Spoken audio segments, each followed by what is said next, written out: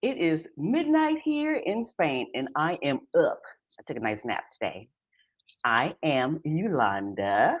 Hold on up just a second. We are getting ready to talk. I have a guest today. I'm so excited. And where's my information at? Oh, here it is. Hey. Anyways, hi guys. I am Yolanda, and I am locating cozy, and this is a broad chat. And it is, yeah, a nice Sunday. Well, it's after midnight now, so I guess officially Monday here. But as promised, I said I was going to stay up late because I feel like I want to help you jumpstart your week. And so by doing that, I'm coming on here live and just hanging out and talking about what's going on and being some inspiration and talking to other Black women that have making moves, deciding on whether they've already moved or if they are getting ready to or just still in the thought process. I want to talk to other women that are actually on a journey similar to mine, but not everybody's journey is not the same. You all have your individual paths to go down. But before we get started, I do want to say please do like and subscribe and hit that notification bell so that you'll know whenever I do go live and when I actually upload or have anything smart ass to say. I don't know. We'll see. Okay. But for now, we're going to go ahead and bring on Miss Nikki. Hi, Nikki. Hello, We have hi. Nikki Anderson here. I'm super excited to have her. We're going to talk to her about her journey and her life in Mazatlán. Mazatlán, yes. I said it right. Okay, You yeah. I did. Yes, still you have no idea. You teach me everything I need to know because I don't even really know where Mazatlán is. Okay, I'll just be did. Okay. honest. Yeah. So before we get on, hello. Okay, so I wanted to say hello to Miss Eileen. Excuse me, Aileen. I always say your name wrong. I'm so sorry. Okay. But say hello to Aileen. This is good evening, great topic since I'm going to be scouting in Mazatlan in March. Okay. Yay. We're right here. Got, We are gotta right reach here. out. That's And wonderful. then I want to say hello to Bayesian Alpha 4. Hello. I miss you already, girl. Beijing Christine was the one that was staying with me for the past month when she just moved here. Oh, So hey. Oh, that's wonderful. I'm like, and it's so crazy. I'm like, I miss you already, but it's like she was so quiet. Oh, She barely came out of the room. But I'm like, I can feel the void a little bit. Yeah. oh, And so I can't yeah. wait for my granddaughter to come over and bust in the room trying to find her. Because Oh, yeah, my oh, granddaughter was not giving Christine any personal space. Okay. She would just come in like, I'm here. not. Oh, So first, let's see here. Before we get started, I have like to ask a couple of little questions to see what's going on, and that is what's going on in your world. So, what's going on in my world is I'm going to say the locating cozy, the other part. okay. But what's going on in my world is my dryer, not my washer dryer combo went out 2 weeks ago. Mm, Yeah, and I hardly ever use the dryer anyways because I don't like it, but it came in handy. Anyways, it went out, okay. and so a new one is being delivered tomorrow. So Okay. That's good. yes, that's good. Although Mhm. I have to say that I had to go to the laundromat and just do laundry, and it was like maybe a half a mile away. Mhm. I say this again, I really did kind of like it. It's expensive. It was expensive, but it was really nice just to get everything done and use a dryer that actually works. Oh, yeah. Yeah. That makes a difference. Because those two-in-one washer and dryers are very, very sometimey. Yes, they Very are. sometimey. Yeah, Mhm. sometimes it would dry, sometimes it wouldn't. You know. So it was so now that I know where this place is and stuff, like I need to go and wash like blankets and everything. So I will still be doing that because I won't be doing that at home. But that's my excitement, Okay. really. Okay, what's going on in your world? Well, let's see. Well, I'm a teacher. I'm a fifth grade teacher here in one of the international schools. And this week we just wrapped up. We wrapped up a lot, but we wrapped up report cards. Report cards sucked the life out of me because I went from having a class of 15 to a class of 30 because one of the teachers quit, and we had to combine those 2 classes. So, Oh, I had to do those report card comments, and IEPs and things like that. So, um, we sent off the report cards. We had them, automatically delivered through email, on Wednesday. We also had what's called a celebration of learning, where all the parents come to the school, and instead of having parent-teacher conferences, parents come into your classrooms, and we have to present what the kids present what they've been working on all year. So mhm, teaching takes a back seat to that. You have to kind of work and get all this done for that day of celebration of learning. Plus, you're doing report cards and other things, and they're getting ready for their Christmas gala. So it's been a whirlwind last 2 weeks, and we finished on Friday, and I have been able to exhale now. So I don't feel like my head is so clouded. I don't feel stressed out anymore. So I'm in a good place. okay, Yeah, okay. with Oh, that. just like just leading up to it, it's like, Yes. yeah, I can Uh-huh. feel the release for you. Okay, Yes. I'm like, now breathe. Right? Okay, Yes. Oh my goodness. it's Yeah. just okay. Um, let's see. I'm gonna say like, well, I'm gonna save it. I'm gonna save it. Give me just a second. Okay. Okay. So the other thing that I like to ask is, um, how are you locating your cozy? Okay. What are you doing for yourself? Putting Mhm. yourself first, making Yes. yourself happy, Mhm. bringing joy to yourself. What, I love what are all you doing? Yes. what I How am have, doing. yes. Tell Um, me. every Sunday, I used to try to do it Saturday and Sunday, but with kids, it was kind of hard to do both. But faithfully and consistently, I take Sundays, and Sundays are my recharge and recovery day. I am literally in recovery from the whole week of working, and nobody bothers me. My husband doesn't bother me. My dad is here right now. He's with my husband. He's not bothering me. My daughter doesn't bother me. And I am taking that time to myself to do whatever it is I want to do, whether it's inside the house or outside the house. But I do it for me and with me alone. So earlier this morning, I had to run some errands, and that was my alone time. And then I came back home, and I am back in recovery again, and I am recharging. So right now, I'm in my bedroom, and everybody else is, downstairs in the living room. But this is my time, and I'd rather be here relaxing and recovering, because it all starts over again tomorrow. I got to do it Yep. all over again tomorrow. So that's Yeah. what I'm doing, and it works for everybody in the house, and I think everybody in the house is happy when mommy's happy. So that's what I'm doing. Exactly.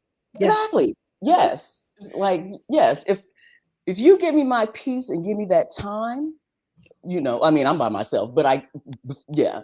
Mhm. But if you are allowing yourself to have that peace and time, not that somebody has to give it to you, That's but right. yeah, allowing that peace and time for yourself, it recharges you in a way that makes you more settled, makes you happy, and therefore makes your environment just a little bit better. It does.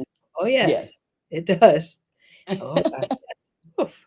So that's what Because I'm it gives doing, you and I'm in a really good place right now. So I'll be prepared for the week. And I may lose that by Tuesday, but right now, and I'm sure by had Monday. it for a little while. Right. Had a couple of hours of it. Uh-huh.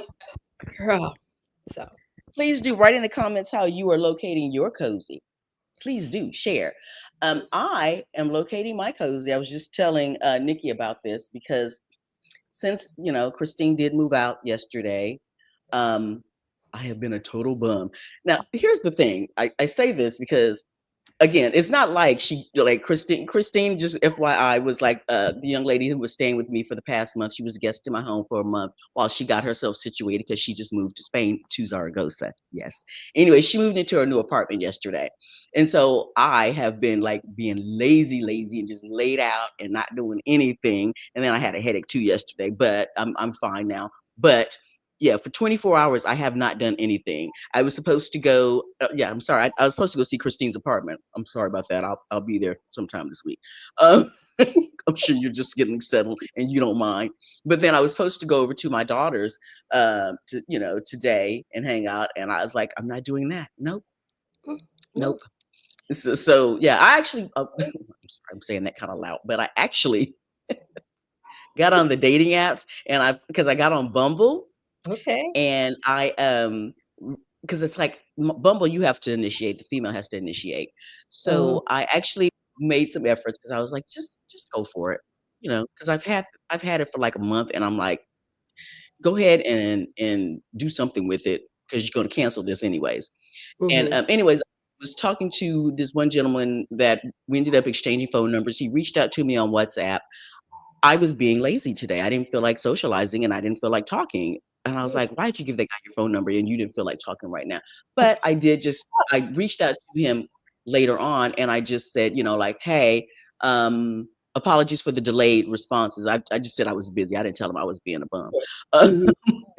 Right. and he was like, okay, I was wondering when you were gonna reply. And then asked me, because he said, well, do you want to get together? I said, no, I just said I have a standing midnight meeting on Sundays. And he said, when do you have time for yourself? I was like, this is for myself. Yes. Hello. This standing meeting is for me too, just as much as it is everybody else that's enjoying this whole. That's right. Yes. You just He's like, when do assume. you put yourself first? All the time. You Wow. don't know me? He assumed wrong. Yes. And so then so he was like, well, is it possible I can see you? And I said, well, right now, this week, I said, I am available before 2 because I just started a contract job and I'm working in the evening. I didn't tell him all this. It's just Uh-huh. between us. It's in Yeah. our group. Um, but I said, if we can get together maybe sometime this week before 2, because then I get busy after that. And he says, well, what about this weekend? I said, well, I'm going to Lisbon this weekend. And he said, I guess you just don't have time for me. We just exchanged phone numbers. Oh We're talking my. like maybe I wouldn't see you for 2 weeks. Oh, We just exchanged phone numbers. yeah, and you're showing impatience already. That's a red He flag. said, I think that you're too busy for me. You are Mm, probably right, sir. yeah. As I sit on my couch and do nothing and watch trash TV, you are probably right. Yep. He wanted you to spend on his time. Yeah. Yes. And it doesn't work that way. Because in my mind, I was just like, well, we just exchanged. We can have some conversations. And then, like, when I come back from Lisbon in a week, and 2 weeks away, we can get together. Sure. No, he was like, oh, immediately. He was like, oh, no, you're too busy. Now, You don't have time for yourself. I have all the time in the world for myself. I may not have the right kind of time for you. yes, Okay. that's the truth Okay. of the matter. Truth of the matter. Let's Hi. get real. Yeah. Bye-bye, boy. Sorry. So let's go in here and see what some people are saying. Ladies are glad to catch the live. Uh, oh, okay. So, and great topic. Oh, yes. Okay. We're going to get there in just a minute. Just wanted to see. Surprisingly, let's see. Aileen says, surprisingly, I've been checking expiration dates on my facial products and throwing stuff out. Okay. Okay. It's actually very therapeutic for me to see all the excess go in the trash. Amen. Yes, Amen. that's right. Oh, yeah. Yeah, before we get on topic, I was going, yeah, because somebody posted, I think within the Exodus Summit group that they were had just like thrown out and gotten rid of a lot of stuff. Like, and I literally replied on there and I just said, feel the grief and then go to your next move. Yes. Feel the grief of letting things go and then keep it moving. Because it is Okay. a grieving process to it for sure. Oh, yes. Been there, done that. Yes, yes, yeah, I have too. So, Nikki, Yes, Miss ma'am. Nikki, can you please tell us a little bit about you? Okay. Well, um, I am half of the Andersons. I am married to the lovely David Anderson. And between us, there are 7 children. We are each other's both second marriages. And he has 2 adult daughters, like his daughters are in their 30s. And then I Mhm. have 5 children by my first husband, and the oldest is 27 and 24 and 23 and 18 and 16. And then I have a granddaughter who is 6 years old. And we are currently living in the beautiful Mazatlán, Mexico. And I've been here since January. I came January 4th. And my husband and daughter came June. And the reason we decided to do that is because they were still in school. My two younger, the 16 and 18-year-old, they were still in school. And it was the 18-year-old's senior year. It didn't make sense to pull her out to start her in Mexico her senior year. So we decided Yeah. that I would come by myself because I had to start work January 8th, and I arrived here on the 4th. And my husband stayed back with the girls. And once they finished school, then they came and joined me here in Mazatlan. So I am a teacher, like I said, of fifth grade students. I teach all subjects in English, of course, and I teach for a Canadian international school. And as of a month ago, well, yeah, as of a month ago, I am no longer the only Black and the only American in that school. It was just all Canadians and all Mexicans. And I met a young lady here, a Black lady from Philadelphia, and she's a teacher, but she just happened to be teaching at another place. And she always told me, because I met her a couple times. I met her in January, and she's like, "Hey, if your school ever has an opening, let me know."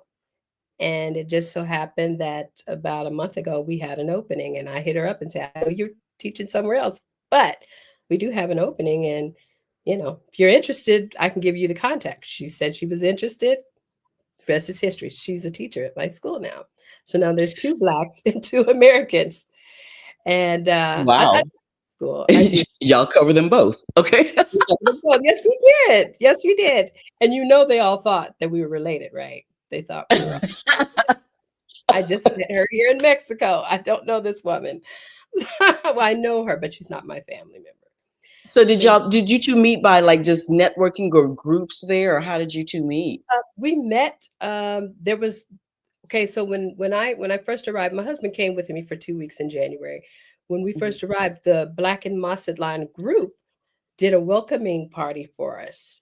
And at that welcoming party, one of the people who was over the party, he said, "My birthday is next week, and I'm having this big 50th birthday party." He said, "And I've sent out invites, and everybody has already done that, but you just got here, and we want to invite you both and to come to the party." And my husband was like, "Well, I won't be here, but you know." And I said, "Well, I'll go." And I did. I went to this big 50th bash. It was a nice party in a hotel rooftop, and we were all sitting at the table. And he says, "So you're a teacher, huh?" And I said, "Yeah." He says, "There's another lady in here named Barbara, and Barbara's a teacher. We'll introduce you." And so when Barbara made her way around, they introduced me to Barbara, and then we just sat down next to each other and started talking. Hit it off instantly, talking teacher stuff. And we exchanged numbers, and from there we just remained friends. We did. We remained friends after that. Isn't that And just beautiful? I just yes. Just yes, loving just those naturally occurring connections. yes, Um, yes. yes, It's networking like and you just lined up. natural connections. Yeah, that may Right. not have led to a business opportunity, but it was just a natural, like a flow of That's conversation. right. It Yes. was. It was very natural, and it was almost like how you meet somebody and you feel like when you're talking to them, you feel like you've known them for a long time. It was one of those Hmm. situations, and we had literally just met, but we talked like we had been knowing each other for a while. So Yes. Oh yeah, wow. that's it Wow. in a nutshell. Yeah. Okay.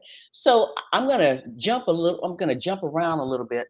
Did I Mhm. just? Oh, it said remove. I'm like, did I just put it on backstage? Anyways, Oh, um, I would like to know what were your like the kids' responses to this initial idea of moving out? Or was it something that y'all had traveled so much it wasn't anything surprising or new, maybe separately or together? well, so my husband and I, we travel a lot, and we travel together a lot, and then sometimes we travel with the kids. We had went to Spain of May of 2023. We went to Spain, and my husband has family there. We went to visit family and stayed with them. And we were in Salamanca, but we were all over Spain. We went down to the Alhambra. We stayed down there. We were in Almade Torres, which is where the family stays. Mm-hmm. Uh, we were in a lot of places down there and fell in love with Spain. I mean, I was there and I said, this is the place. This is the place. We have to move to Spain. So I instantly started looking while I was there in Spain, looking up the NowCap program for, trying to get in with that, and got set up while I was there. Got all my stuff, or at least the portal, got all that set up while I was there in Mm-hmm. Spain. So we get back home. My husband fell in love with Spain too. We both were like, yes, this is the place that we want to go or move to. And we talked to the kids about it, the two that would have been coming, and they were all for it. They're like, yes, let's do Spain, because the girls wanted to go to Spain. They've always wanted to travel to Spain, so it was easy to get them to agree, because they have always wanted to go to Spain, and we were going to take them back to Spain. So then we were planning to move to Spain the summer of 2024. So I would have normally been in Spain by now. Well, while I was waiting for the NowCap program to open up the portal so that I can choose my top three, um, there was this. I also was part of this. It's called, I forget the name of it, but I'm part of several of these teacher groups that have international teaching jobs that you can go to. So I happened to get on one of them to see what teaching jobs were available elsewhere. And I saw this one here in Mexico, and it was for a fifth grade teacher. And I'm like, Mexico? Mexico was never on our list of places. We had 5 places that we were thinking about going. Mexico was not on that list at all. And we just never even thought about Mexico, just never made the list. Mm-hmm. Um, I saw this position. I'm like, it's a Canadian school. I have all the qualifications. I'm gonna apply. It was October, on a Sunday night in October. I applied, submitted it. Monday morning, there's an email requesting an interview, and I'm like, you've got to be kidding. So I showed up. Wow. He's like, you're going to get that job, right? They're going to hire you. And I'm like, I don't know, but Yeah, this with is that quick response. right. Yeah. Yeah. So we set up the appointment for that Wednesday. We did it virtually, an interview virtually, and she all but said, you got the job right now. She says, well, let me go and talk to the people I need to talk to, but you're gonna love it. You're gonna love it in Mexico. And I'm like, okay. So I'm like, I guess I got the job. She said, she said, watch your email, because I'm going to send you some information and a contract offering you the job formally. Sure enough, she did. She sent it a few hours later. They offered me the job formally, and I had about a week to accept. So before I accepted, I talked to the girls now, because their hearts and minds are set on Spain, and that's where we were Mm-hmm. going. And we sat them down and said, "Well, things have changed. We're going to go to Mexico, because I got offered this job now. I don't have to wait until the end of November for NowCap and not get the guarantee that I'm hoping to get. And plus I want Yeah. to pursue this." And they were like, "We're not going to Spain." I'm not saying never, but for right now, we're going to try Yeah. Mexico first. And they were like, okay. They were okay with it, but they weren't excited about it. No, Oh, okay. because they didn't know Yeah. anything about Mexico. We hadn't talked about Mexico at all. So we couldn't even build it up for them. We couldn't build up any excitement or anything, because it wasn't on our list.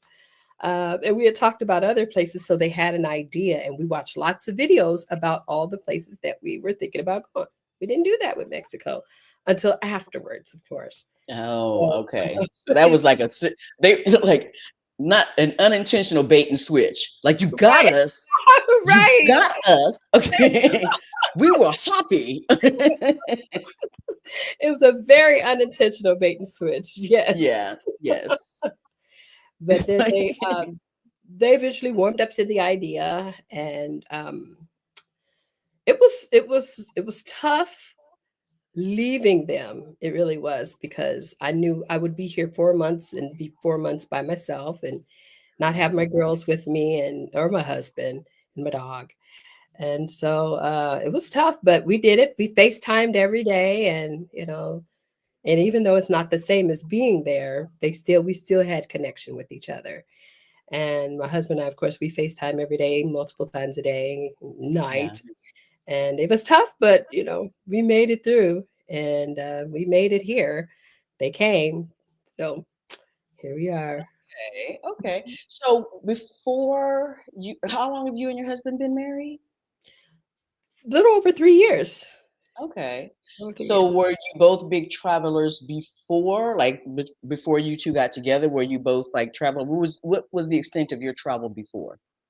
Um, Travel, yes, but not. I hadn't traveled internationally in my first marriage, because my husband was a military army veteran, Hmm. and believe it or not, he didn't like to travel anymore. He said he traveled enough in the military; he didn't want to travel. And I'm like, "But you have this whole family here. We want to travel." So we traveled within the states, Okay. and my current husband, he traveled a lot. He had traveled a lot more internationally than I had. So he definitely had it more experience. And then when we hooked up and I found out that he loves to travel, oh man, that was a selling point for me, because I've been wanting to You're like, travel check. internationally for a long Okay. time. Check. Let's talk some Yes, more. yes, ma'am. Oh yes. So, Okay. Wow.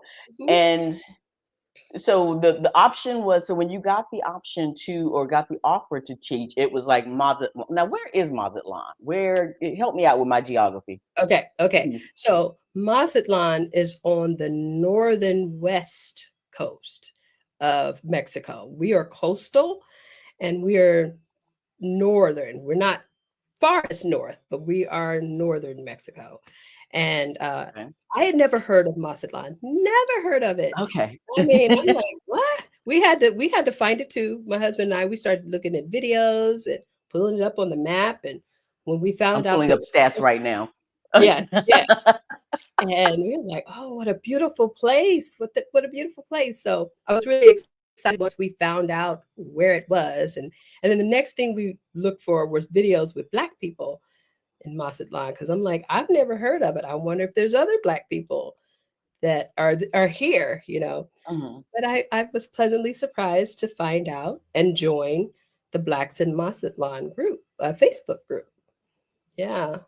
Okay, somebody's, I think, kind of trolling here. Hold on just a second, Oh boy. because I don't know what's going on here, but they need therapy. So yeah, I'm not gonna. Oh, I saw that. Yeah, I was like, okay, one time, okay, we'll go with it. Two times, I'm like, yeah, you are a hot mess here, and I'm not Really doing all mean that. teacher. Oh, okay. Okay, so back to you, girl. All about you. Let's talk. Okay. So, anyways, Mazatlan, Yes. two And hundred so thousand. Okay. Yeah. did you pull up some stats? Did you find something? Yeah. Yeah. So, Yeah. so I was like, and I get excited because like where I'm at in Zaragoza, it's like 500,000 is the population, and it's Ah, just perfect. Yeah. So when I oh was yeah. like, oh, it's a nice size. Yes. Okay. There you go. Yeah. It's so I've been here long enough now to experience the summer. When I came, it was winter. And then, we slowly transitioned into spring and then summer. But summer just hit. And ooh, the heat You here said and the it hit. humidity. Oh, the It's humidity has different, about ain't it? killed me several times, because I'm not Mm-mm. used to that level of humidity and the heat. And you cannot live here without an air conditioner. I mean, AC is a must. And we got, thank God we got a house where all the rooms have the mini split AC units, Mm-hmm. and they work really well. And but just being outside in the summertime is just brutal. So we don't do it. And the Mexicans don't do it. They don't come outside during the day. They come out in the evening time when it is somewhat cooler. But yeah, we learned that fairly quick. But right now the weather is beautiful, it's perfect. I have the window open. We get breezes, off the ocean. We're not on the beach and we're not near the beach, but we still get that ocean Nice breeze. breeze. Yes. Okay. Yeah. Hmm. I know that whole people not coming outside because that's the same thing here in Zaragoza. July, August, maybe Yes. some September. Yeah, they're not outside. But then when you're coming, like I would go to events and I might be coming back to my place at about 11:30. Kids are out there, playing in the playgrounds Yeah, because they're like, no, we were inside all day. No. right. Okay. Same here. Same. The exact same thing here. Took a while to get used to that. Yeah, because the kids are outside on the street at nighttime, just playing like it's during the day. hmm So It's just so, it's, I remember the first time when I was here, you see like the kids especially here, stuff at the bars with their parents and everything, and it's like, huh, and it doesn't yeah, even, yeah, this is life. This is life, period. it's just like Uh, yes. um, Bayesian Alpha, Christine wanted to find out how cold does it get in the winter so far, or How have you cold? already Well, it experienced the gets coldest yet? yeah. When I came in January, Oh, that's I right. had to have a jacket. I wore a jacket. Um, to me, 60, 65 was cold. Now I come from near the Chicago area. It's not that cold, but Yeah. I'm a cold nature person. I stay cold anyway. So, um, but I was cold and had to have a jacket in 65 and 68-degree weather. Okay. And I would say it rarely drops down below 60 here in the wintertime. Oh, So okay. yeah, it was very nice. Chilly. I had to have, like I say, I had to have a jacket, but that's it. Yeah. And it Okay. warms I'm up like, though. It warms up during the day because you always have bright sunshine every single day. So it warms up wow. and you start peeling off the jacket and the sweater after a while. Yeah. So no, we just got down to over here. It's been in like the 30s, like 30s, 40s. Like it Mm, got down to like 35 earlier this week, and I met my daughter for lunch and did not realize how cold it was. I had a nice coat on, but I just had on some okay. flats and with no Oh, socks, geez. just my like nice little comfy flats, and my toesies were freezing. I was like, okay, I won't make that mistake again. Okay. Oh my. Oh wow. Yeah. It was just like because I had like some like the little like I don't know, combat boots, whatever and stuff, but I just didn't want to work to put them on, Yeah. and I wish I had. Yeah. Okay. So next time, Learn right? that lesson. Yeah. So yes, we have those questions. Okay. So now do you see, I mean, I know it's still just the first year, but do you see long term there, or do you think like this is good for maybe another year and then maybe we'll bop around, maybe me and the hubby can like bop someplace else and finally hit Spain? Yeah. Well, Spain is still on our list and still on our places that we want to eventually live for a little while. We're going to Hmm. stay here. My contract, I signed a 2-year contract and I want to see it through. I got a couple of projects in work right now. My contract is up June of 2026 with the school. And Okay. I have been approached by one of my well, she's my Mexican Spanish teacher, and she was wanting to build her own school. She's built one before, but she wants to do another one, and she wanted me to partner with her. And I'm like, oh, I hadn't thought about that. Let's talk more. So, since April, she and I have been in the plannings for opening a kindergarten here, and so, yeah, we are planning now. We are actually in the process of getting this, moving it along. We've got the paperwork now. We're scouting for locations. And so I say all that to say that we will be here for at least 3 years minimum. And then Okay. the next place I do want to visit is Panama. We want to scout Panama. We plan on getting a residency there. Okay. And then we also are looking at Ghana and Spain. So Panama, Ghana, and Spain. Whichever one of those, we haven't decided which one we want to move to after Hmm. being here. But those are the ones on the list for now. Okay. Hmm. So I mean, I'm stuck between. I mean, Spain, yeah. Yes. And I really did like Mexico City. I really just absolutely loved Mexico City. Did Um, you?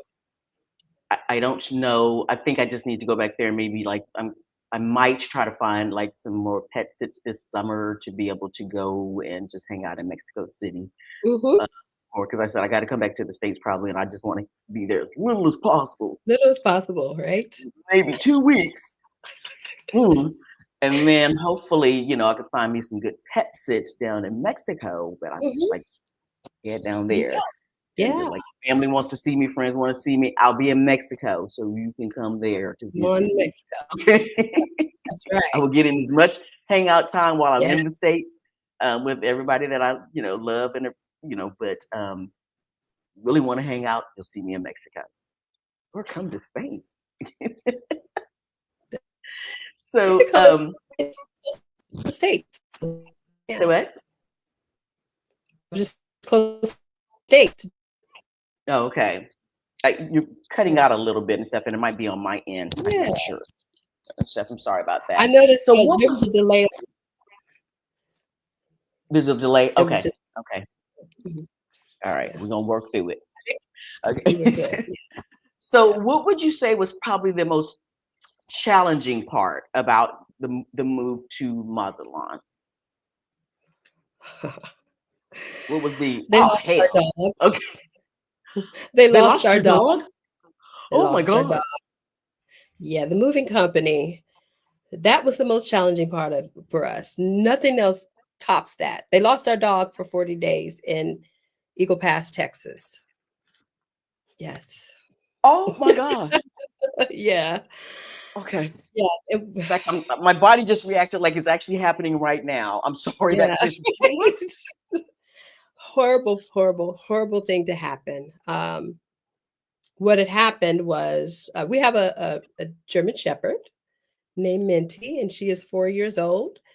And there we with this moving company, they also have dog handlers, right? And so they come and pick up our stuff on one day, and they picked up the dog the other day, but they picked up the dog the day before. Mhm. And there's two drivers. One drives the first leg and goes from Illinois to Eagle Pass, Texas. They switch. Another handler takes over, and then he drives that second leg from Eagle Pass, Texas to Mazatlán to deliver her to our house. Mhm. Well, when they did the switch of drivers, we sent our dog with anxiety medication because she does have anxiety, and we knew that this would send her over the roof. So we sent the doctor gave her Prozac, I think it was, to calm her for the trip, and she had 2 pills to take. And we had given her the first one, which would have carried her over until the change happened. And the drug was instructed to give her a pill when you make this change so that she can be chill and not crying the whole time until you get to Mazatlan. She had a leash, she had a collar, and she is microchipped. So he takes the crate from the car, put in his car or van, and he needed to let the dog out for a pee break. He lets her out, but he decides not to put the leash on her. She had the collar on, but he didn't put the leash on her because she was so chill. He thought, oh, she's great. She's well behaved and all this. I'm going to just let her go pee and call her back. That didn't work. That He dog let her don't know you. dog don't know you, right? And you let her out and she knows that she has freedom. She's going to run, and she did. She ran, and he's Mexican and he's calling her back, and she's not coming back because she doesn't know him. And every time he got closer to her, she ran further away. Yeah, so that happened Oh my. July, June 2nd, June 2nd. And the boss of the company calls me and says, hey, how did he put it? He said, is your dog aggressive? I was like, absolutely not. She's never been aggressive. She's actually quite the opposite. She's a worrywart, and she whines because she has anxiety, but that's only when I'm not around. And I said, why? Well, she bit the dog handler. What? She bit the dog? She never bites. And she had never bitten anybody, not once. And I said, what? So my husband instantly said, what did your handler do to our dog for her to bite? Because she doesn't bite. We've never seen her bite in 4 years. Mm-hmm. He says, well, apparently, and he's trying to soften the blow, and he explains what I just explained, how he let her out to take a pee break and she ran. And I said, was the leash on? He says he did not leash her. Okay. Problem number one. Had he given her medication? Oh, he said he hadn't given it to her because she was so calm. So he thought she was okay. Who are you to make this decision about this dog? Yes. No, we sent the Oh my instructions God. to the medication, give it to the dog. So anyway, uh, so they were working to help find this dog. They had a lot of people in Eagle Pass, Texas, also looking for the dog, and there was people seeing her, but nobody ever could get close enough to her to Oh my capture her. gosh. And this went on for 40 days until finally one day a gentleman called, because now we had put posters out by now we have missing dog posters, and we were with this agency called Welcome Home, through this, no, it's called Home Again, through her microchip, Yeah. right? Yeah. Yes. Yes. And so Home Again No, I get created, the same one. Yeah. yeah, the flyers. And so we had flyers everywhere. And so people saw, and our numbers were on the flyer, and people were calling us left and right with these spottings. Well, most of them were not our dog. But this one day, this gentleman called. He said, I found your dog and I know it's Minty. I know it's Minty. And I said, well, would you do me a favor, please? And uh, take a video, send me a picture and a video. He says, yes, I could see her and I'm calling her, but she won't come. I said, well, do the best you can with taking a video and picture and send it to me. He did that. And I said, oh my gosh, I was at work. I'm like, this is Minty. I sent it to my husband. I'm like, somebody's found Minty. Somebody's found Minty. I need you to call this man because I'm at work. I need you to call and talk to him, which he did. My husband made plans to fly out there the next day, and they kept feeding. So they were feeding Minty and leaving water and food for her. And she would come and eat the food, but she would not let them get close enough. So long story Mm-hmm. short, my husband flew out to Eagle Pass, Texas, and he worked with the animal shelter for them to bring a what do you call it, a trap, a humane trap. Mm-hmm. And my husband bought a camera, a hunting camera. You know, these cameras that the hunters they mount on their tree, and Yeah. he used that and mounted it on the crate or the trap, and it alerted him a few hours later there was something in this trap, and he pulled up on his phone and it was Minty in there. He Oh my drove down to God. where she was, and the rest is history. So we have her back. But yeah, it took, Oh my gosh. the company had nothing to do with finding her. They did not help with that. No. Did they take any responsibility at all in Very, any way? very little. They knew it was their fault. They knew it was their fault, but we were told, you're not giving us credit for helping out. You're not doing anything to help find her. Every other day you'll send me a video of the man standing outside saying, Minty, go, Minty, go. And this is a dog who obeys commands. So you're saying, Minty, go, she's going. We use the words, Minty, come. Who told him to say, Minty, go? Oh my gosh. Yeah, Oh my gosh. they just were no help. No help. Oh my gosh. Okay. Yeah. Ah, But okay. we love the people of Like, Eagle Pass, Texas. We love them.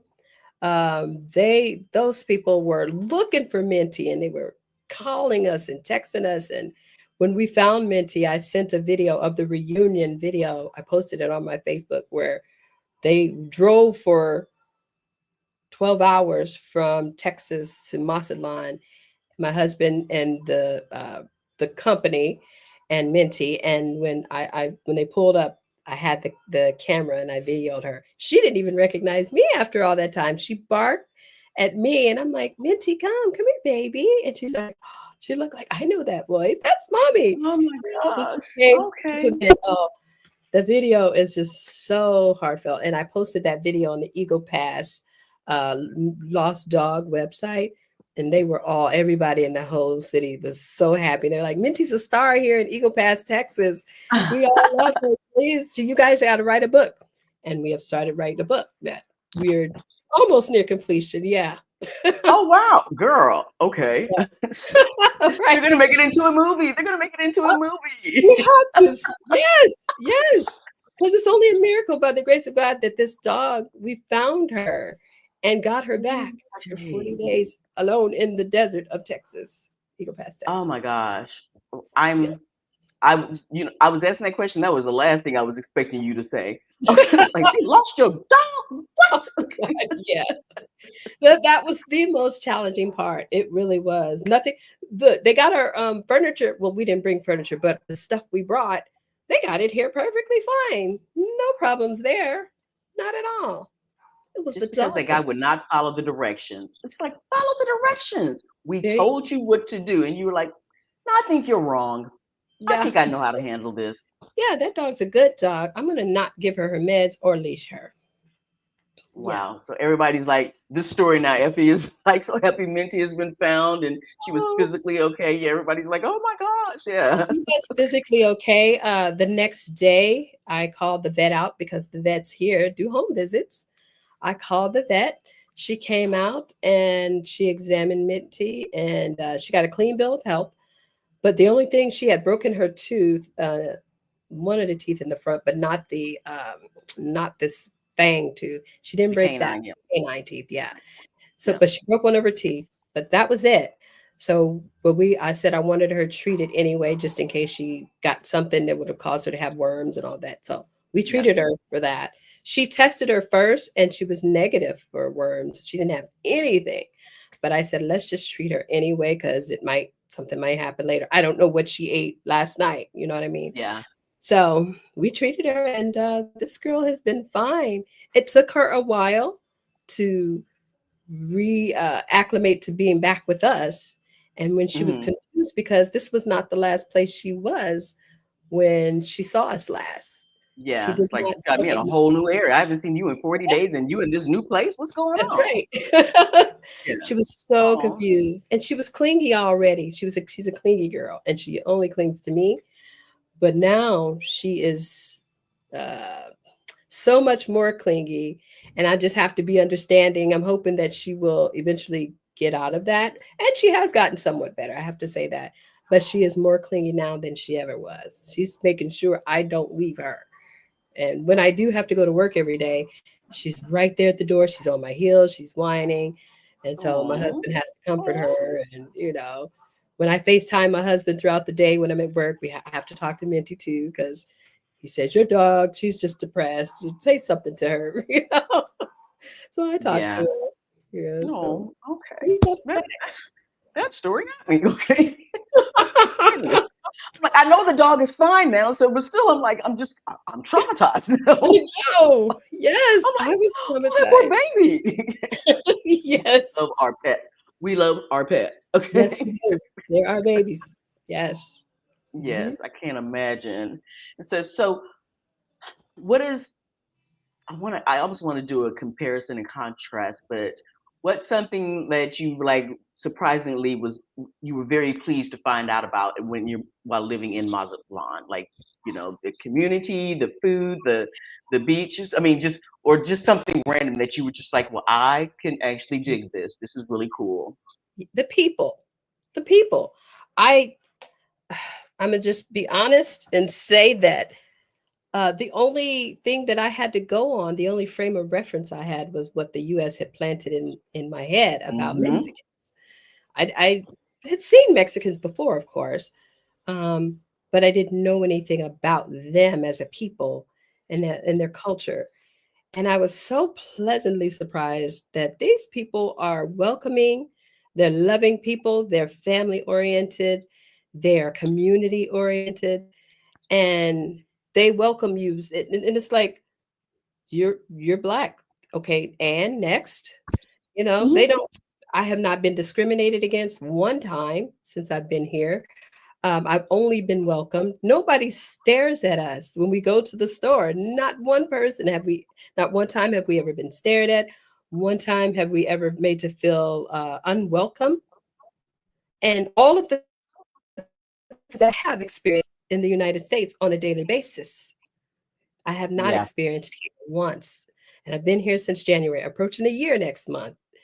I have not felt that at all. And what a welcome surprise that was. And I tell people, everybody I talk to now who are still in the States that I'm trying to recruit here, I tell them about the people and how welcoming they are and how they don't care that you're Black. They don't care. That's not even an issue for them. They're like, okay, come on, you want to have dinner with us? And so that's what we do. We had lots of Mhm. dinners and gatherings with the Mexican people, and I'm always getting invited. Have to turn down more invites than I can actually attend. That's how welcoming these people are. So yeah, I would say the Wow. people. Yeah. People. Yes, the times that that I was there again. When I went, I was there for 2 months, Yes. from December to January. Excuse me, December to February of this year, Mhm. and it was just so funny because again, people were like, I had some people here in the states that were just like, "You just gonna go to Mexico by yourself?" I was like, "Yeah," Yeah. Yeah. you know. Um, Felt nothing but love. Yeah, didn't feel any like, "What are you doing here?" None of that. None None of of that that. at No. all. Mm-mm. No, not at all. I And love so these people. I do. I love them in a way that I it's almost like they're well, they are family to me now, mhm. and that took some getting used to, and we had to work up to that because I didn't know what I was walking into. But they are family now, and I haven't been able to when I was in need, and the people that I met and that I was introduced to, I knew I could call on them. I've spent time in the hospital. Just last month, I was in the hospital for 5 days because of my asthma, and I had a really bad lung infection. The medical care is way better than the States.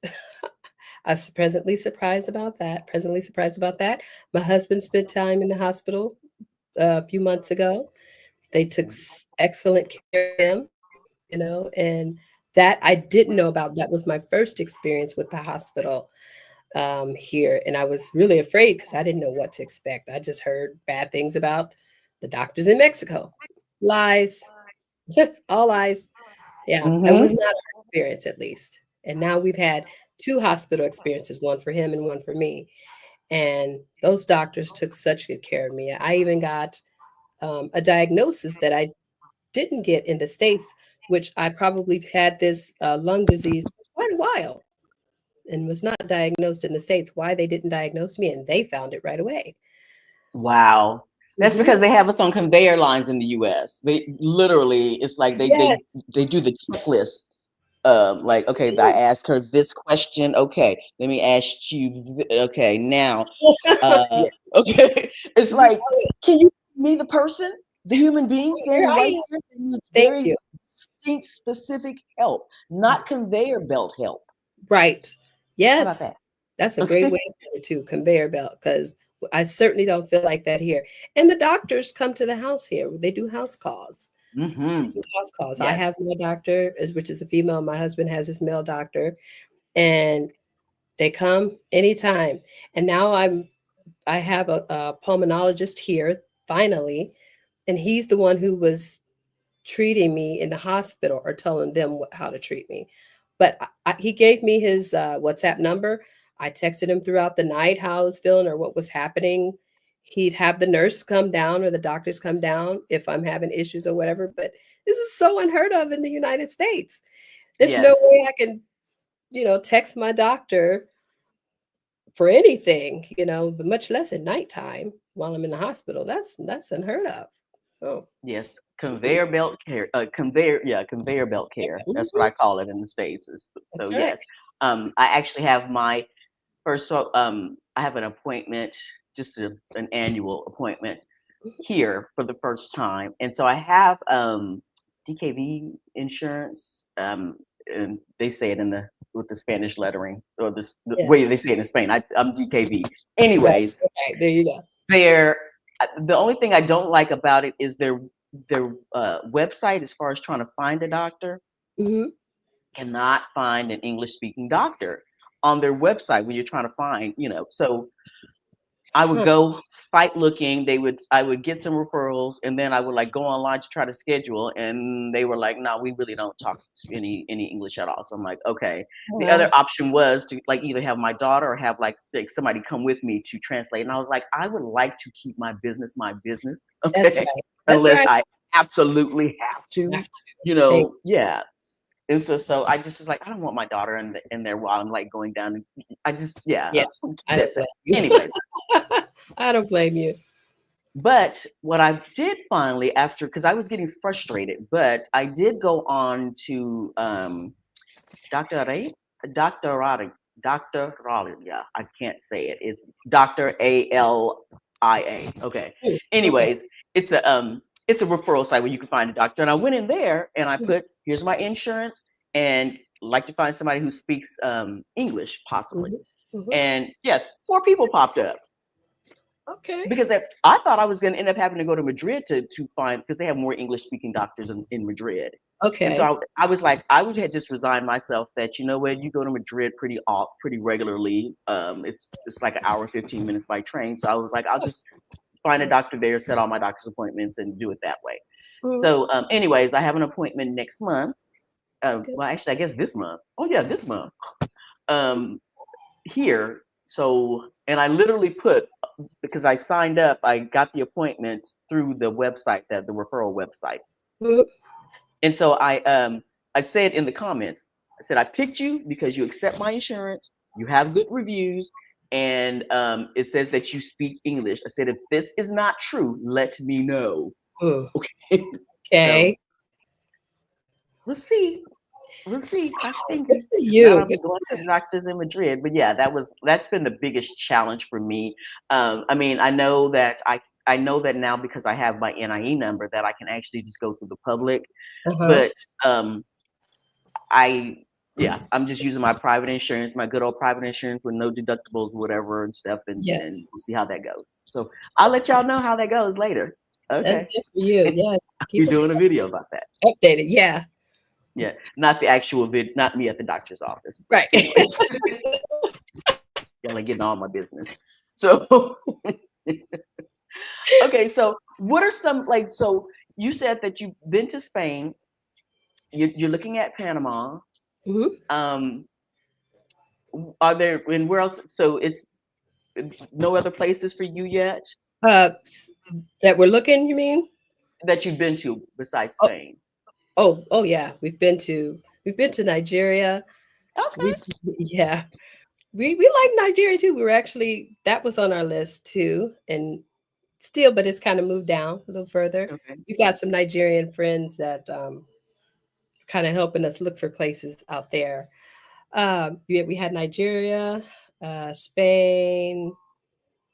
Um, okay, so Thailand was on the list, but Thailand just on the list is, as a place that I want to visit that I've never Okay. been to. It's too. I think it's too far for us to. For me, it's too far for us to live there, and yeah. So that's just another place that I we plan to visit is Thailand, but we're not going to try to live there, Okay. or even scout it, but we're going to go and visit. Go Uh, enjoy. Yeah. yeah, we went to Egypt this time last year. We were in Egypt, just vacationing in Egypt, and we just booked a trip for this time next year. We paid for a trip to Zanzibar. Zanzibar. So we're going to be visiting Oh, Zanzibar okay. Okay. next year. I had to go do a mental. Like I know where that is. Okay. Yeah, the Okay. Tanzania and the Zanzibar. So we've traveled a lot. Traveled into around. We were in Jamaica. We got married at Jamaica. Been there 3 times. Love Jamaica. We were looking at that because there was a teacher program there that I was going to apply for. But then I decided not to because at the time that I was looking at Jamaica, the crime rate was higher than I really was comfortable with. And I just was like, no, I don't want to go somewhere and worry about my safety or yours or the safety of the kids. So we quickly scratched that off the list. Even though we love Jamaica, and like I said, been there 3 times, we decided not to move there or try to or pursue moving there. Yeah, we've been to the So of the Caymans. places that you so taking Spain and Mexico out of the equation, Mazatlán, what other places were you like just either had the best impact or the best you had the best experience? Hmm. Uh, Places that I visited that I've had the best Yeah. experience. Right? Ooh, I would say Jamaica is one. Okay. But like I told you, we're not going to move to Jamaica. And Turks and Caicos, believe it or Okay. not. Turks and Caicos is a beautiful place, beautiful island. The people, we fell in love with the people, we fell in love with the island. The only thing about the Turks and Caicos, okay, so I went to a conference, a teacher's conference, and I hit it off with this Turks and Caicos teacher, couple of them, and they were like, "Okay, you've got to come and visit Turks and Caicos. You got to come and visit." And we were like, "Well, we've been to visit Turks and Caicos." And they said, "Well, come and let us show you around because y'all didn't get off the resort, did you?" And we're like, "Well, we did. We actually did because that's what we always do. We don't stay on the resort. We want to go and meet the people." So we went again to Turks and Caicos and met up with these teachers, and they showed us around. And I just was like, "Okay, I'm sold. Want to move to Turks and Caicos? We love it here. I love it. He loves it."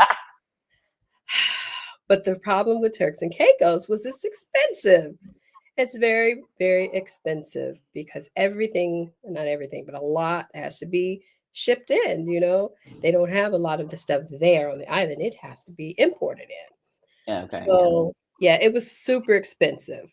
I think had if Turks and Caicos was like Mexico, where the cost of living is really low and instead of high, we would probably be there now because Oh we love wow. Okay. it that much, Turks and Caicos. Yes, because we had to take Jamaica off the list because of the crime Crime rates. tax. Right, Yeah.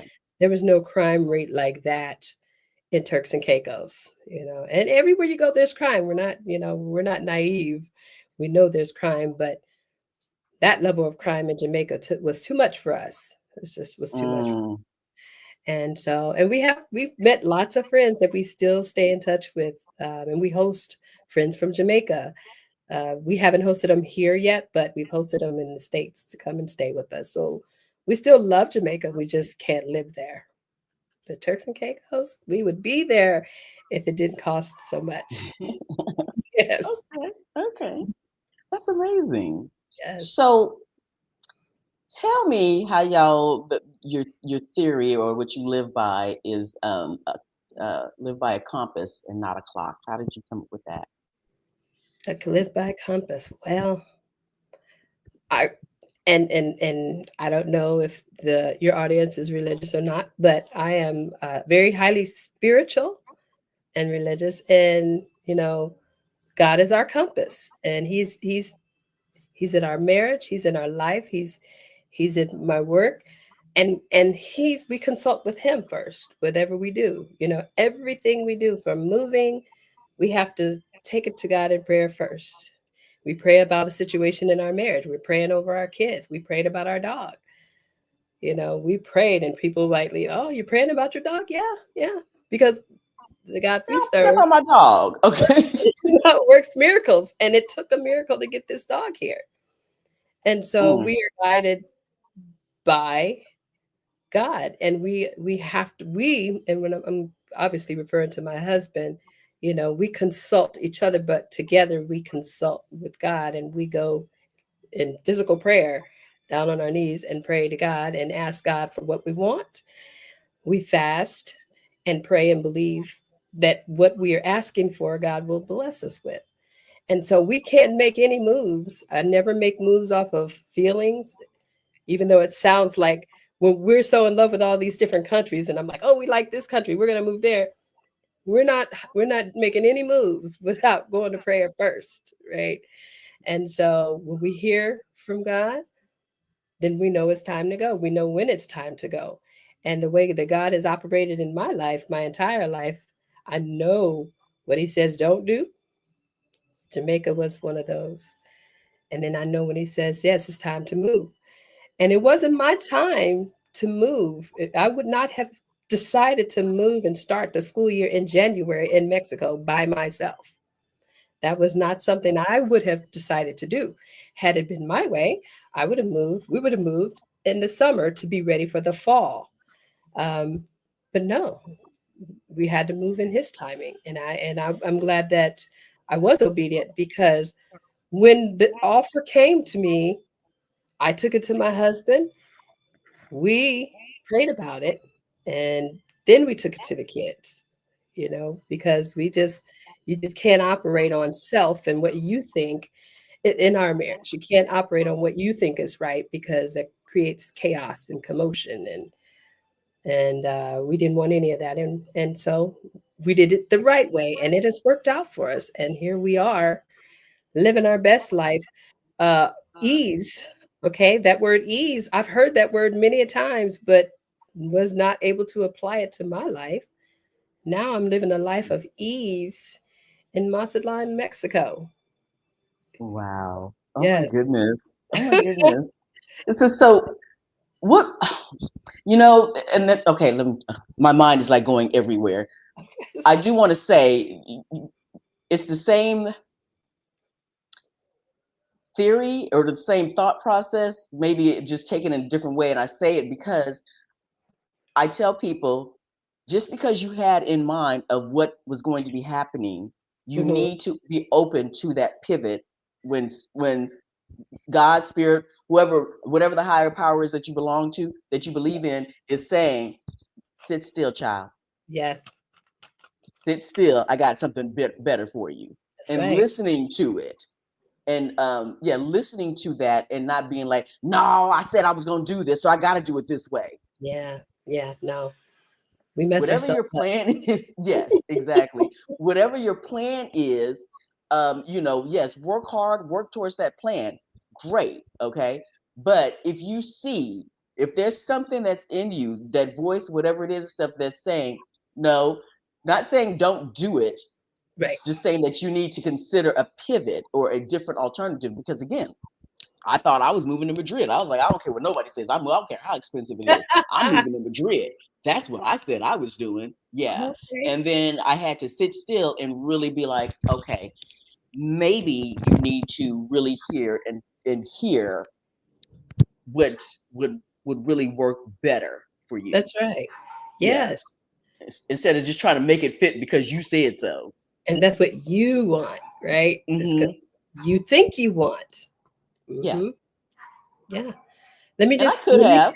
you, I thought Go I ahead. wanted my number one choice for the NowCap program. My number one choice of location was Valencia. It was Valencia or Murcia or Hmm. Malaga. That was my three choices. God knew not to even let me have Spain, let me get Spain. He knew to present this position through Mexico, and because he knew what was coming down a year later, what would be happening in Valencia, Spain, Hmm. and that I could have very well been there when these floods hit Valencia Yeah. because my heart was set on Valencia. That was my number one choice. I didn't want to be anywhere else because I had fallen in love with Valencia. And that's where I thought I wanted to be. Yep. And I just thank God. Once when I heard that, I was devastated as as everyone else was about what happened with the flood. And I just, we got to praying for the people, and my husband and I were just like, that could have been us, and Hmm. it could have been us. Yeah, because that's where we were headed. So we thought. And it's not to say, again, it's not to say that, that, your heart was set on Valencia. It's not to say that you're never coming to Valencia. Exactly. That's right. It's just like somebody bigger than you Mhm. said, we're going to take a detour. We're going to do things a little bit differently. And you just have Yes, to be open to it. that's right. Yes. Yes. And yeah, It's that's, not no, it's just not now. That's the way I yes, see it. Not yes, now. exactly, Mhm. exactly. And stuff. And just, yeah, just be open to that change that can it can broaden your experience in a way that you didn't even know was supposed to be happening. That's right. Yeah. Yes. Got it. And Hmm. so your husband name is David, and how was he with that? Because I know I asked about the kids, and I know that you guys said you sat down and prayed about it. But Hmm. again, since Mexico was not even on the radar, how was he with it initially? Like Well, okay. my husband encouraged me more to do it when I was doubting it myself. Because remember Okay. what I said, all I knew about Mexico was what the US had implanted in our minds, and it was not good. So I was fearful at the thought of coming to Mexico, excited about the opportunity, but fearful about Mexico because I had no frame of reference of anything good happening in Mexico because I had never heard of anything good. And my husband quickly encouraged me to do it. He said, we're not fearful. He said, and this is an opportunity for you, us, to get to learn what Mexico is all about. He said, it's got to be more than what we have heard from the news here and the propaganda here in the United States. It's got to be more than that. He said, so if this is what you want to do, I'm gonna support you all the way. Because and he's retired, and he does music producing work with his. He's got his own little music company, and then he Mhm. also works with his cousin that's in Spain. Oh, So they okay. do stuff remotely. So it doesn't matter where he is in the world; he can still get his work done.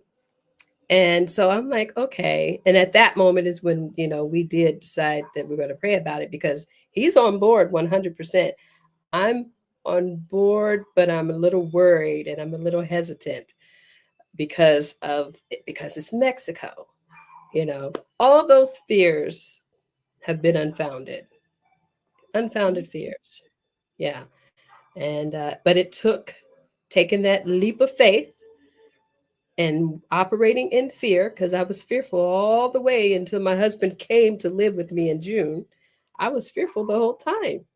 So Living did by my you when you first um your first place that you got, was it like big enough, or were you renting a room, or did you get an apartment oh right away? What did that look like? no. So when the first place we got was a 3 bedroom. It was a pretty big house, more like a condo. And it was on it was on the water, but not the ocean. It was on a what do they call it? A lagoon a, anyway, we were right there on a boat slip, and Okay. beautiful Oh, home. the It was marina? marina. There we go. We were on Oh, the okay. marina, right there on the marina. And we were there. I was there from January to February 2nd. No, February 3rd. I moved out February 3rd because of the mold. There was mold in there on the walls in the bedroom where I slept. Mm. And I was sick and didn't know why I was sick, but it was because of the mold. So we got a big place on purpose because we knew that we would be entertaining guests. We'd have family coming in, so it didn't make sense for us to get a small apartment or a smaller home when we knew right away people were coming in. So I had to move out of that house right away, and luckily we were working with an agent when we found that place. So they found me this house that we're currently in, which is a 3 bedroom, 4 bathroom, dining room, kitchen house. So it's pretty big, and been here since February. So yeah, and we're renting. We don't have any intentions to buy because we know we're not staying. You know what I mean? So we're going to be Yeah. bopping about other places. So we will just continue Okay. to rent. But yeah, it has to be a house and with at least 3 bedrooms that we're going to be in wherever we go. Yeah. So did you have to and you can say none of your business. Instead, I'm just looking at like the budget wise, like Mm. how is the electricity and Oh, water and I love that. I love all that. how much is the Girl, rent for a 3 bedroom in Mazatlán? girl. Okay. So I'm with the like, with, with with the water bill and the Mhm. electricity, we pay every other month. You don't pay monthly. And from May to November, everybody in Mazatlán, and I don't know if it's everybody in Mexico. I'm gonna just only speak about what I know. Everybody in Mazatlán gets put on a they get a discount. They have a word for it, but what it is essentially a discount that everybody in the city gets for your electric bill, and it everybody has it. And so your electric bill is so cheap. Like the highest bill I've paid has been $40, maybe. That was our highest bill. And that's in Yeah. the summer too, like in the summer months with the AC running. Yes. All So, right. because remember, we're on a discount. Everybody, it's a subsidy. That's what they call it. Oh, a It's a subsidized, subsidy. yeah, yeah, yeah. Yes, but we all get that. So it slashes the bill. So I'm not even sure what it will be because now November's over. So December, today is December 1. I will see what the regular bills will be. But we don't run the AC anymore, so I know it's going to be low. And the water bill, I was complaining to my husband because we had a broken water pump and the water was just running, running, running, running, running. Now, my water bill had been $6 every 2 months. $6 every 2 months, $6 the same. And then because Mm-hmm. of the water just running, my bill doubled. So I was like fussing about, okay, my water bill has doubled. Now I got to pay $12, you know. What's this blasphemy? $12.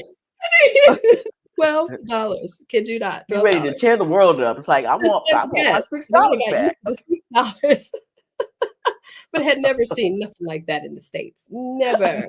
No, girl, no. A $12 water bill? No. And so it was funny, but it had went up. Um, so that's the water bill, the electric bill, and then so I have to have we have to have because we live in a gated community, so you have to have a Mhm. Mexican phone number that they hook up to the gate to let your guests in and your Okay. Uber drivers and all that.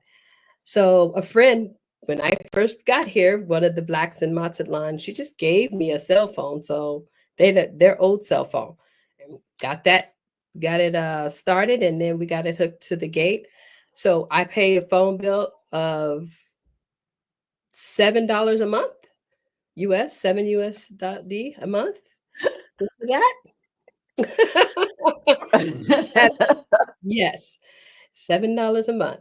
And I can text, I can call internationally on that phone. We don't because we all have our own phones, but that just goes to the gate. But I have that phone plan and it's $7 a month. And our rent for this house is 1,000, it's 1,200, 1,200, 1,200 a month for this 3 bedroom, 4 bathroom, dining room, kitchen, Okay. nice backyard and all that. Yes. And we knew that that would be the biggest bill. And of course, we were prepared for that because we want and needed a bigger house for our family when they come. Yeah. So, but again, we were paying triple that in the States for a 3 bedroom, 4 bathroom house in the States that was not even as big as this place. Yeah, Hmm. in Yeah. I Illinois. still sometimes just like I'll just sit here and I'm like, I ain't gotta make that much money, and I'm just good. It's like the level of like just not Ease. caring, just yeah, the ease instead of just because Yeah. it's like I choose now to, just work part-time. I don't, somebody like whenever I have recruiters contacting me talking about we have a great job opportunity to manage. Oh no, no, no. Okay. Mm-mm, Job? No. mm-mm, mm-mm, no. I like the this assignment may be 6 months, maybe 3 to 6 months. And I like that. And because it's like I don't have to, I have a nice apartment that my total bills might be total each month um around 2,000, maybe around $2,000. Really? That's with because it's like I still have to pay off a little bit of debt stuff. I'll have that paid off by this summer and stuff. Uh-huh. So maybe 2,000. After that, after I pay off my debt, it'll probably be more like expenses, like more like 1,200 a Really, month. really. Yeah, yeah. Okay. So I'm like, and I can comfortably live with Yeah. working part time, making good money, and not having that stress. It's when I look at my bank account, I think, girl, if you were back in the States, that that this right here that's gonna last you maybe 3 or 4 months here in Spain, it would be gone probably in a month and a half or a Yeah. month back in the Yes. States. Come on. It's just okay. Quickly. Yeah, eating up your money. Yes. Yeah. It's like now I can look at my bank account and be like, that's nice. Mhm. Okay. And sit down and sit down. Yes, girl. I'm feeling it. The level of ease, let me just say that the level of ease that I experienced moving here, and our stress levels just went all the way down. Went all the way down. My current level of stress, like I told you before, was these getting these report cards done. Mhm. I'm not worried about being shot at because I'm black. I'm not worried about when I go in the grocery stores, a Karen or a Ken is going to snap off just because he had mental illness or they feel like killing blacks that day. I don't have Yeah. that level of fear anymore. I stopped going to the stores in the States. I just started ordering online because of that. I Yep. just couldn't, I was done with it. I was fed up with it, being Yeah. stalked in the stores just because I'm black, don't have that. Not at all. Nobody even knows I'm here. I had they, that they happen one time here in Spain. This was like I want to say like 2 years ago. mm, So the guy was following me around the store, and I just turned around. I was like, "What are you doing?" And yeah, he was mm, very apologetic and backed off because I was like, mm. Is this man following me around the store?" That happened one time here, um, Yes. you know. But Employee again, at I the wasn't store. like I didn't have any fear like I was about to get thrown down or something like that. It was just like, Yeah, "What are you there's doing? Get away difference. from me!" Yeah, yeah. Difference. Yes. It's Oh so man. I get it. I get it. I'm not gonna keep all your time. I was about to ask you one question and it just went out of my brain just like that. Darn it, darn it, darn it. Okay, it'll come back to me. It'll come back to me. I know it will. It better. Hold on. So I have my questions here. This is gonna bother me now because it's just on my brain somewhere. You were saying that you guys are looking at going to Panama and to Ghana. Mhm. Um, what what's the temptation? What made you consider these two places? I know that there's a easy residency in both. In Ghana, it's a easier free process for Black people in Ghana. And me and him have been talking about going to Ghana just to visit for years, but we ended up going to Nigeria before we went to Ghana, and we'll be going to Zanzibar before we go to Ghana. But we're going to go to Okay. Ghana to scout the trip, Okay. probably in about 2 years. But and then Panama, I've just I'm in the groups, and even in the We Out group, I'm in there, and then I met a young lady. She came to visit Mazatlán, and my husband and I, we have a photography company. We did a photo shoot for her son's 16th birthday. And she was leaving when they were going to leave Mazatlán. She was headed to Panama, and she's a veteran. And she gave me all the tea about the how easy it is to get residency there and how beautiful it is there, and she loved it, and she's got family there. So I'm like, okay, we got to go there to check it out. Number one, we got to go scout it, and then when we're there, or before we get there, we're going to start this process because we need to have multiple residencies anyway. And why not go? And we want to stay. This is another thing. Panama is appealing to me because it's still close enough to the U.S. and my kids can get to me, or I can get to Yeah. my kids. You know, um, Ghana, not so much, but it's still.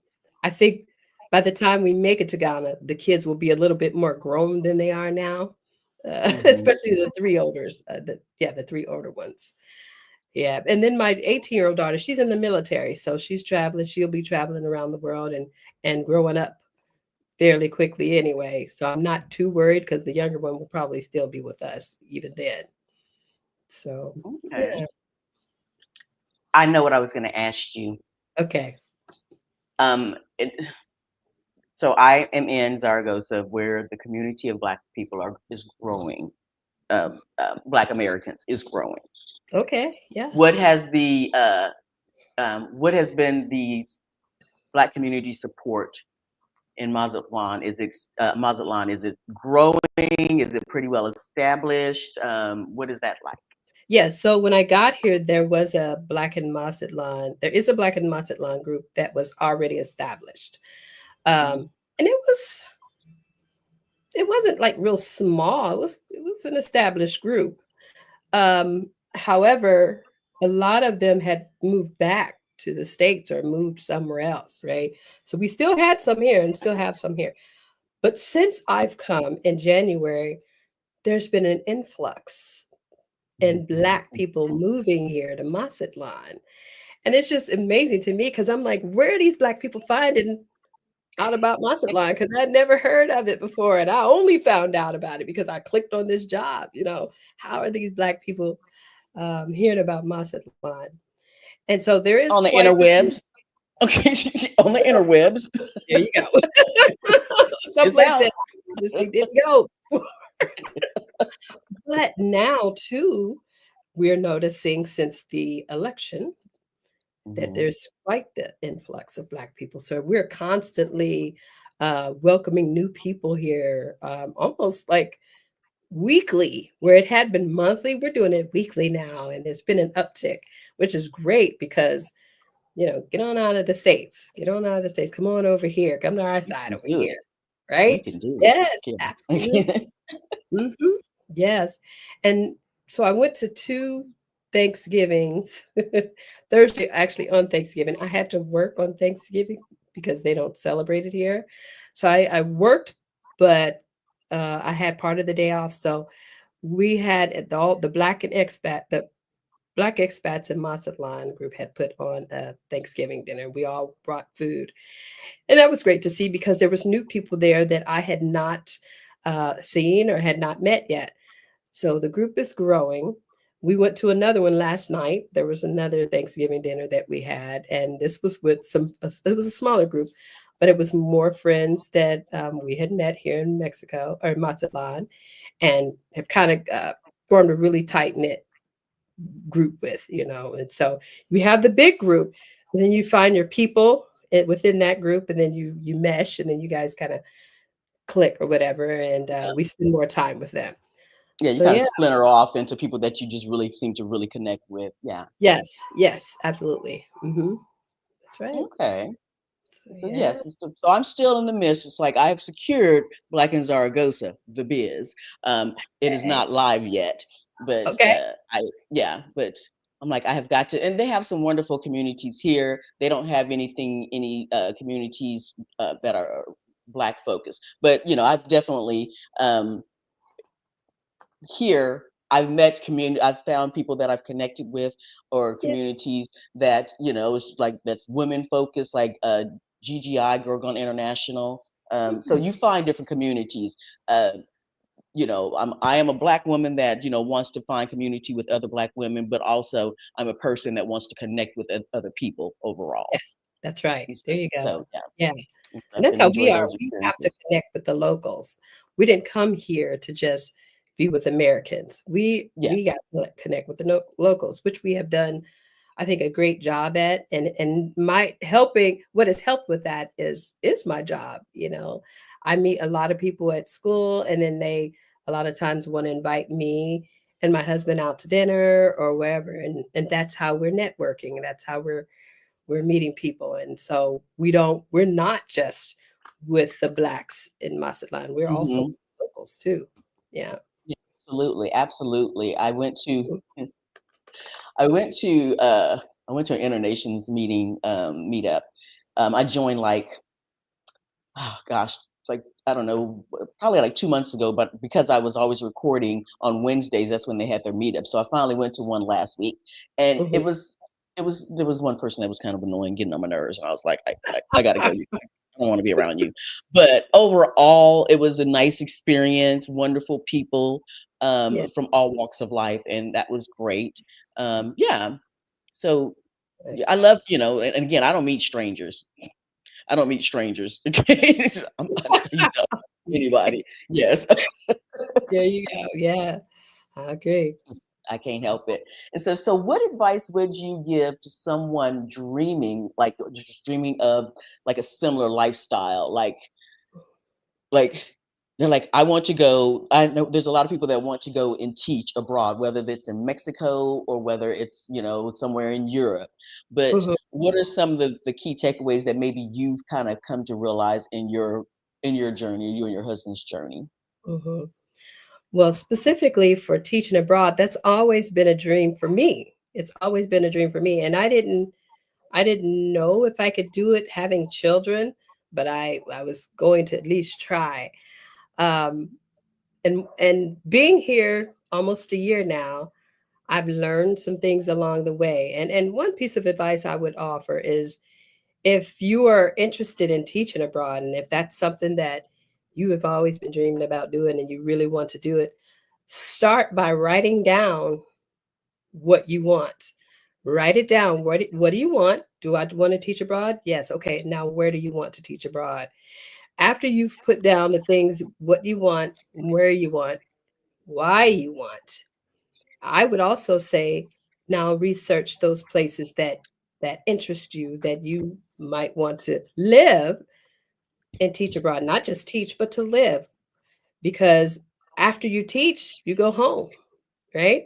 You go home to live. So where do you want to be? Where do you think you want to be? Write it all down and then start doing your research to pursue these places.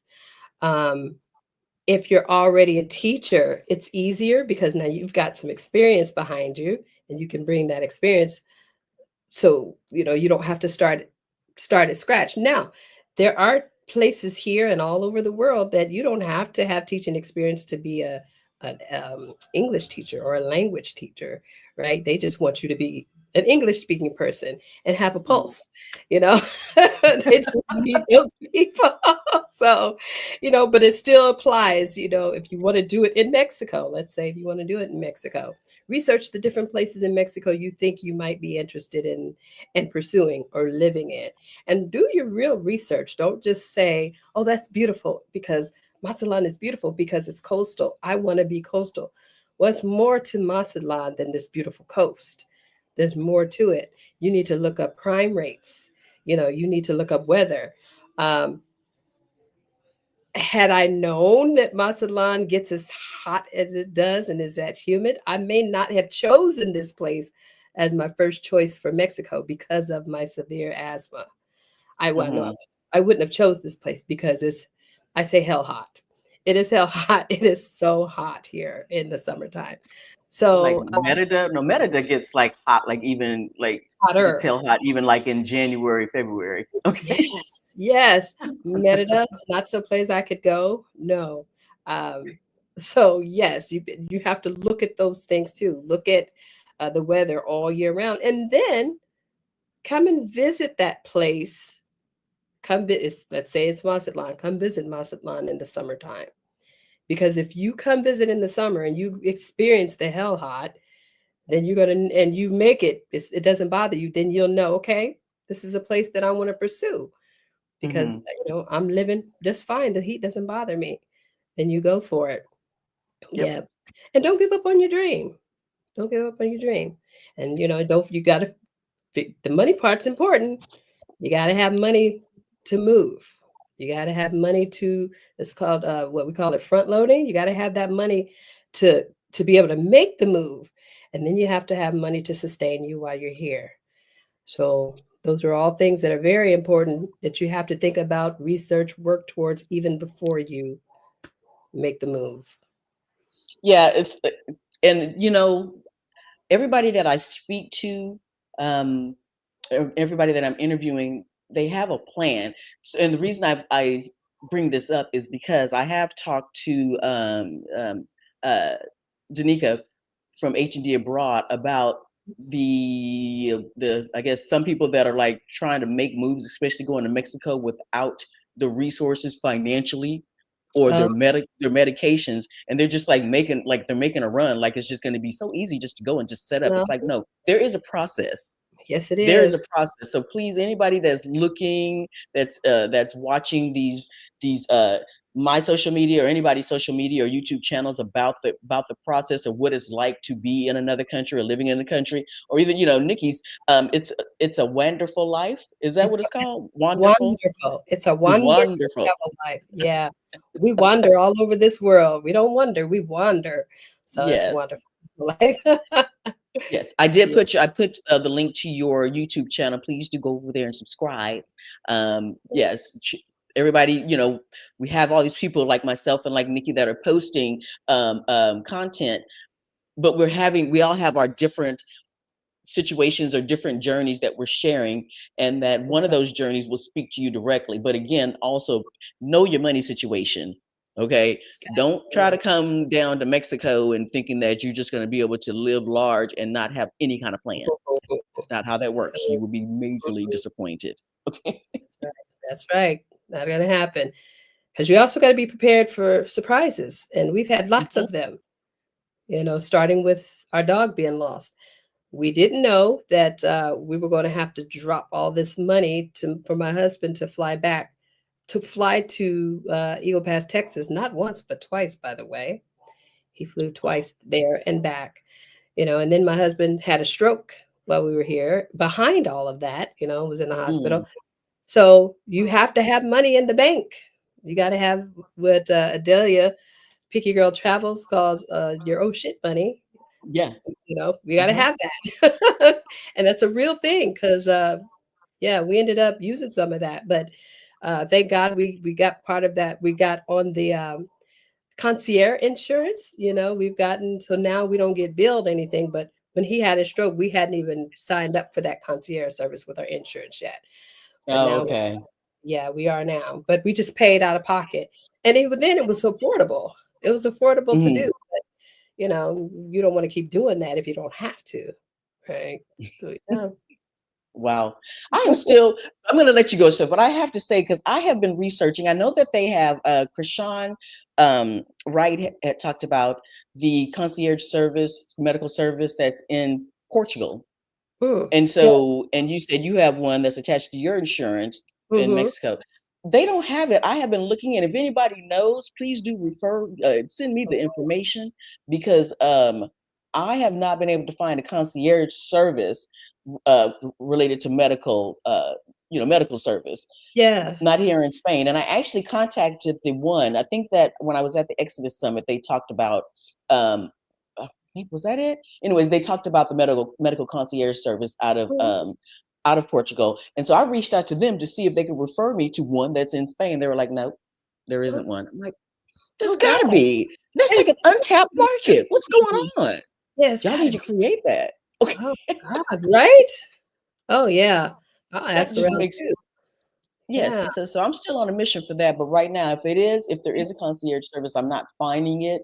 But Okay. I just, yes, I'm like, I would like to be able to not have to be, what I've gone through to try to find a doctor here in Zaragoza Hmm. that possibly speaks English. I'm like, I would literally, to save my peace of mind, to Yes. save my time, I would pay a medical concierge service to do all this and set up all my Yeah, appointments for me. buddy. I That's right. absolutely would. Same. Oh gosh, it's a lifesaver. Okay. Lifesaver and time saver for sure. Hmm. Yes. So yeah, I'm putting that out into the universe that I'm going to find out. Let's go to some quick questions before I let you go. Let's go to some quick questions here. I just wanted to give a little bit of time. Let's see. Say somebody said, "Oh, okay." Um, um, Aileen says, "How did you find your place to live?" You did answer that, but I'll let you go into more detail. Did you use a relocation specialist, or did the school help you?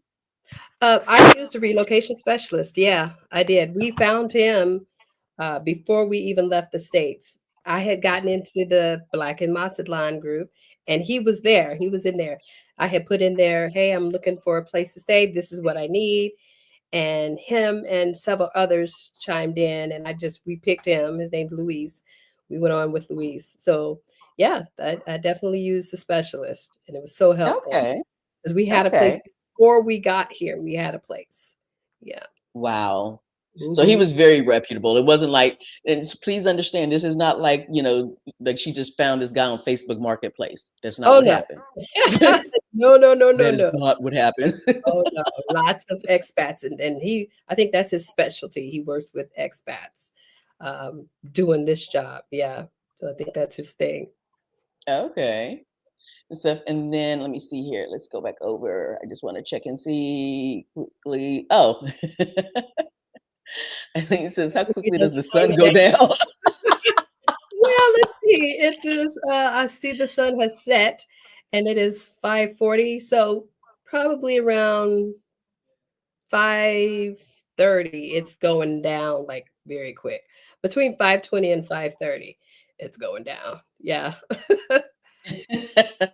It's like I asked her because she told me that she was like, yeah, because when we first started, of course, yeah, the sun was out and everything. And I said, Yes. well, you have a lamp? She's like, I got a Yeah. lamp. That Okay, one. then Ready. It's we're good here. to go. Hmm. And so I put your information on here. Also, her Instagram. Which one do you post on more? Do you guys post on both Instagram and on your YouTube channel or? Yes, yeah. Excuse me. We post on both, so Okay, okay. Well, the Instagram and the YouTube channel is also in the comments, excuse me, in the description below. So please do go over there and check out some of the videos, the stuff that they posted already. And I didn't realize as I was talking to you before, I was like, when I was looking up your information, I was like, I've seen her someplace. It's like you were interviewed on H&D Abroad. yeah. Yes, that's right. That story sounds very familiar. Very Okay. familiar. I've heard this before. Yes, yeah. It's funny because I ran across a young lady here. Well, we did a welcome party for this woman that Mhm. moved here, and she was going around the table, and she got to me, and she says, "I know you," and I'm like, "You do?" And I'm looking at her like, "I don't know you though." And she said, "I said, well, where do you know me from?" She said, I can't think of who it was that interviewed you. She said, "I'm in the Exodus Summit," and I'm like, "Oh, okay, you're Exodus Summit sister, great." And she said, "But you were interviewed by somebody." She said, did Rashida or Stephanie interview you?" And I was like, "No, but it was H&D Abroad." And she's like, "Yes, that's who it was." And so we were all excited. So we had to take a picture. We posted it to the Exodus Summit. Oh, oh, Ran across I one just of our love the Exodus Summit community. I sisters love the here. community. So Oh my yeah, she living goodness. her best life here now. Yeah. Wow. Yes, it's so great when you see people like that are like that come here, wherever you are and everything. They're like, so we know each other from Right. from the community, but now we're face to face. Now we're Now we're here. face to face. We're real Yes, life. yes, Yeah. we real life together here right now. Right So here. well, I want to say thank you so much, Nikki, so much for taking the time to sit down with me and chatting it up. Is there anything that you feel like I missed or that you need to share or we need to put out there or you wanted to talk about really fast? No, the only thing I do want to say is that, ladies, if you haven't made your move and you are thinking about it, now is the time to do it. We don't know what the Orange Man in Chief is going to be doing in the States. And we want all of our people out if you can get out. And if you so desire, because not everybody wants to get out, right? Yeah, If you so desire to get out, put your ducks in order, get your ducks in order, and do those things that you need to do to get out and get out ASAP. I'm talking to my young adult children, and they all got their passports. I'm working on my granddaughter's passport now, and you know, I want to get them out. And I told them you don't necessarily even have to come here; just get out. So that yeah. goes to my sisters too. You don't have to come to Mexico or Spain. Pick your place and do the things you need to do to get There's there. options. Yeah, there's options. Just do your It's, research, do your due diligence and stuff to that's right. find out what'll probably suit you best. Yes, Okay. ma'am. That's right. So, So, well, yes, it is almost 2 o'clock in the morning here, and I am wide awake. And I you trust me when I are. say I won't You be are going to sleep wide until awake. about 4:30. Yeah, I won't be going to sleep until about Really? 4:30. Oh Yeah, my because gosh, after girl. this, I have to like kind of come down and Yes, you do. chill. So, yeah, because Yes. I'm not gonna hang up and then just lay down and go to sleep. That Girl, ain't you're happening. looking good for 2 o'clock in the morning. Uh, you Right? look like it's 2 o'clock in the afternoon there. Yes, right. Thank I you. love it. Yeah. Well, ladies, thank you guys so much. I really do appreciate everything, just all the support. And definitely make sure that you like and subscribe. Also, make sure in the description you can actually subscribe to my email updates, because there are some things that are going to be happening specifically for Spain, for Zaragoza, that's going to be happening in the next couple of months. So please do click the link for the email subscription, and then you will get some updates. And with that, when you first actually go ahead and subscribe now, you will actually get a moving to Spain checklist. And some of those have some great referrals, like my attorney's information, who helped me get my 5-year visa pretty darn easily. Okay. It was work, but it was, yeah, I thank God for him Wow. and stuff. So yes, Yeah. when you subscribe, you'll get an email that will actually have the link to the moving to Spain checklist, and you'll need that. So anyways, okay, ladies, well, y'all have a great one, and I appreciate. Oh, okay, I was supposed to like see. I told you my intro and outro sucks. Okay, there you go. Ease. There we go. All right. Hold on. Okay.